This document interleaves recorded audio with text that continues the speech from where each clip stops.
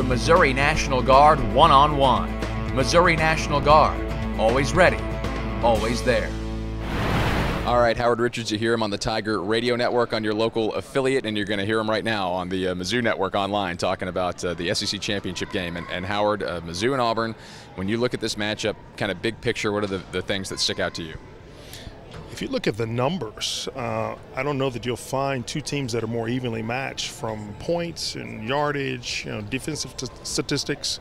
It's pretty amazing. And if you even look at the difference between common opponents, Missouri outscored the common opponents that Auburn played by 8 points. So that's how close it is.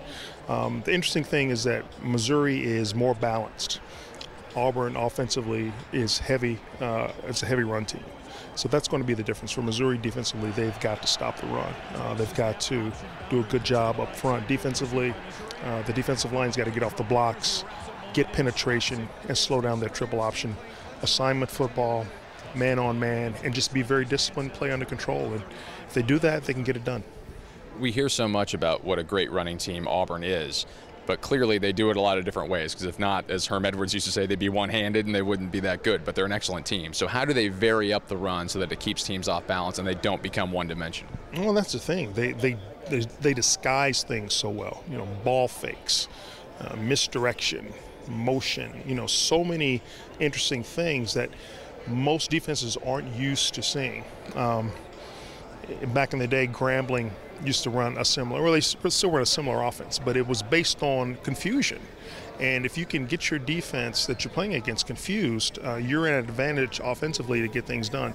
That's what Auburn relies heavily on. Of course, they execute very, very well. Their offensive line is playing well.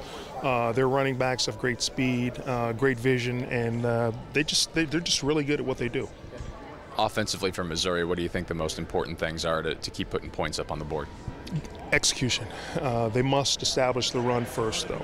And I think if you look at how Missouri has played by getting the run game going, it opens up the passing game because the receivers have the opportunity, because of their size, to separate and get open.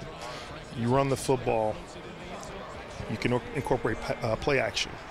Missouri does that very, very well. And if they do that, that run game gets going, the passing game is going to be wide open against Auburn. Auburn has pretty much a small secondary, and our guys are big enough.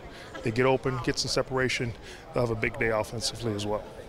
I want to ask a former player about this, because anybody with eyeballs and a television knows that Auburn's lived kind of a charmed life the last 3 or 4 weeks.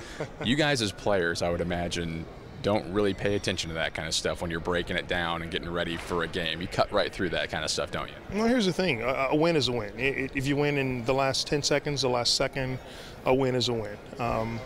And the cool thing is that a good team, even though they're down, they'll find a way to win, whether it's by magic or just by, good old-fashioned hard work.